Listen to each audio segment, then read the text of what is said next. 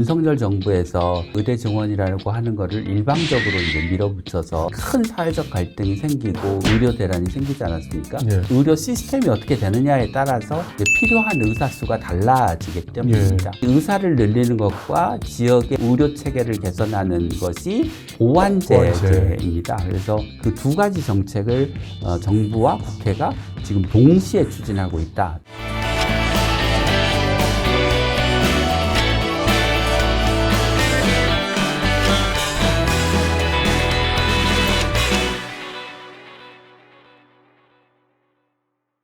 그 의대 정원 확대에 대한 얘기가 좀 많이 나오고 있습니다. 네. 실제 여야 모두 이제 필수 의료라든지 지역 의료에 대해서는 모두 동의를 하고 있는데 정원 규모와 속도에 대해서는 좀 차이점을 인식하고 있는 것 같습니다. 네.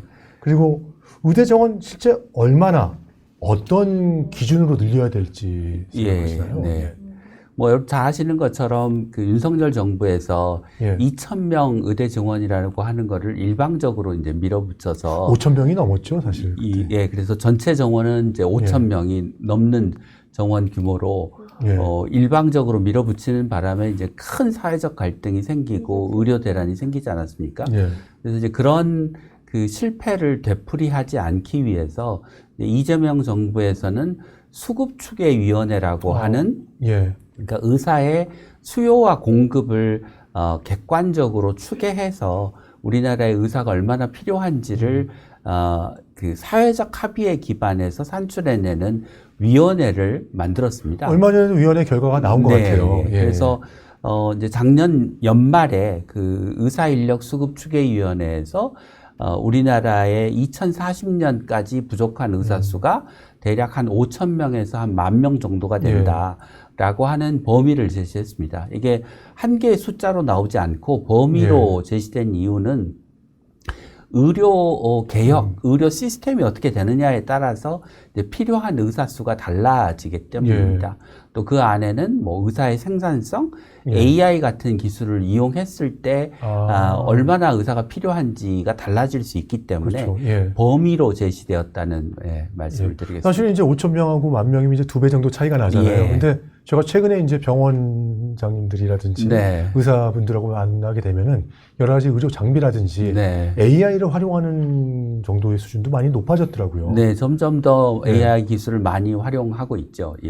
뭐 근데 이번 추계를 바라보는 또 시선은 또 약간 다르던데 어떻게 생각하십니까? 그러니까 뭐 그 의사들 또 의료계에서는 여전히 이제 의대 정원을 늘리는 것에 대해서 좀 부정적이고 뭐 소극적인 그런 입장이라서 그러신 것 같습니다. 근데 거기에는 의사가 지금 지역 필수 의료 분야에 부족한 거는 맞지만 의대 정원을 늘리는 것으로 그 문제가 해결되지 않는다는 좀 비판적인 견해가 함께 있어서 더 의대 정원을 늘리는 것에 대해서 좀 달갑지 않은 시선이 있는 건 사실인 것 같습니다. 늘리긴 늘려야 되는데 어떻게 늘리냐가 참 이게 고민이 많고 앞으로도 좀 지켜봐야 될 과제인 것 같습니다. 지역의료회법.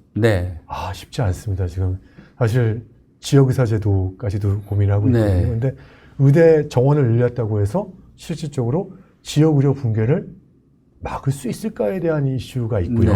그리고 아까 말씀 주셨지만 전공선택이라든지 수련이라든지 뭐 교육훈련, 뭐 숙가, 근무환경 자체가 바뀌지 않으면 사실 이게 지역 의료 문제가 해결되지 않는다는 얘기들이 많이 있거든요. 의원님 보시기에 어떻습니까? 이게? 작년 연말에 국회에서 그 지역의사 양성법이 통과가 됐습니다. 그러니까 의과대학에서 학생을 뽑을 때 지역에서 일정 기간 한 10년 정도 의무 복무하는 거를 전제로 해서 이제 입학을 하는 학생을 뽑는 법안이 통과가 됐는데요.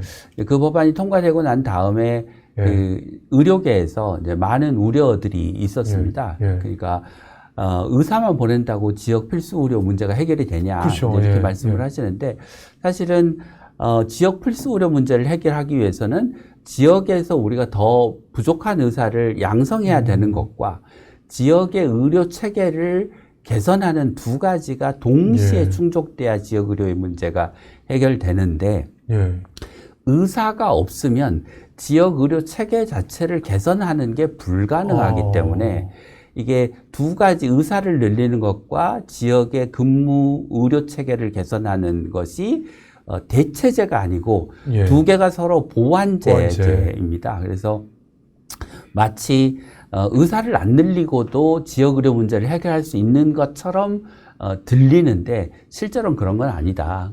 두 가지를 다 해결해야 된다라는 점을 먼저 말씀드리고 싶고 예. 그 지역의사 양성법만 지금 정부가 또는 국회에서 예. 논의하고 있는 게 아니고 그렇게 해서 배출된 의사들이 지역에서 제 역할을 할 수 있도록 하기 위해서 지금 국립대병원도 기존의 교육부 산하에 있던 거를 복지부 산하로 이관하고요.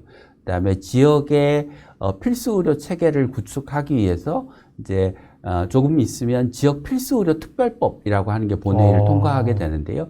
거기에는 지역 필수 의료 특별 회계라고 하는 걸 만들어서 연간 한 1.2조 정도를 지역 의료에 투자하도록 하고 있습니다. 그러면 이제 건강보험 수가로 비용이 충당이 안 되는 뭐 인력 양성의 비용, 인력 파견의 비용, 병원들의 협력 체계를 구축하는 비용 등 그 필요한 재정들을 확보할 수 있어서 지역의 의료 체계를 구축하는 것과 지역의 부족한 의사를 양성하는 그 두 가지 정책을 정부와 국회가 지금 동시에 추진하고 있다라는 점을. 의원님 말씀 듣고 나니까 조금 그래도 안심이 되긴 하는데요. 네.